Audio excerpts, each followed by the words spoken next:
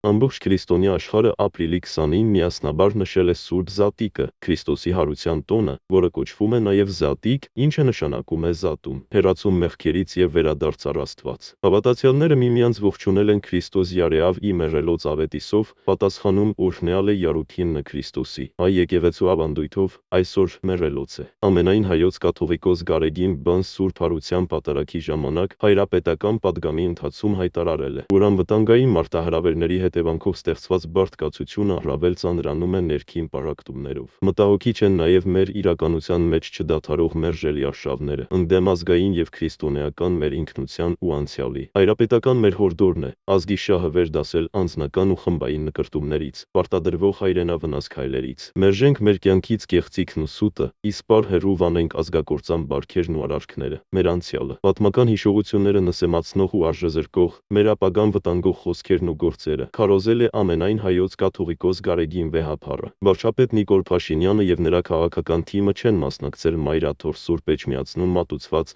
Սուրբ Հարության հայրապետական պատարագին։ Նախօրեին կրակահարույցի պատարագի ընթացքում Մայր Աթոռ Սուրբ Էջմիածնի դիվանապետ գերաշնորհ Արշակ arczepiskopos Խաչատրյանն իր քարոզում հայտարարել է, որ այսօր Քրիստոսի Սուրբ Հարությունից 2000 տարիներ հետո տեսնում ենք մարդկային ցավի ու կարիքի նկատմամբ անտարբեր ու սնափառ հոգիներ, որոնք ինքնության ուրացման գնով փառք ու անձնական բարեկեցություն են փնտրում։ Տեսնում ենք բարձր ամբիոններում ճամարտակող հռետորներ, որոնք իրապաշտության հանդերձանքով հայրենադավություն, պատմական հիշողությունից հրաժարում և ինքնաժխտում են քարոզում։ Տեսնում ենք խոսքի աճպարարներ, որոնք ազատության ու արդիականության զարդարանքի մեջ սանձարձակություն են տարածում։ Տեսնում ենք նաև ինքնահռչակ լուսավորիչներ, որոնք անկրթության աղաղակող շքահանդեսում գիտելիք ու բարեկրթություն են վաճառում, և սրանք բոլորը պարծենում են այն ամենով, ինչի համար պետք էր ամաչել և ամաչում այն ամենից, ինչով պետք էր պարծենալ, ասել է նա։ Հռոմի Ֆրանցիսկոս Պապը Սուրբ Զատկի կիրակի օրը կարճ ժամանակով հայտնվել է Սուրբ Պետրոսի տաճարի պատշգամբում, դիմելով հավատացյալներին քաղաքին և աշխարհին ուղերձով, որի ընթացքում աղոթել է Հայաստանի և Ադրբեջանի միջև վերջնական խաղաղության համաձայնագրի կնքման համար։ Ֆրանցիսկոս Պապը հիշատակել է նաև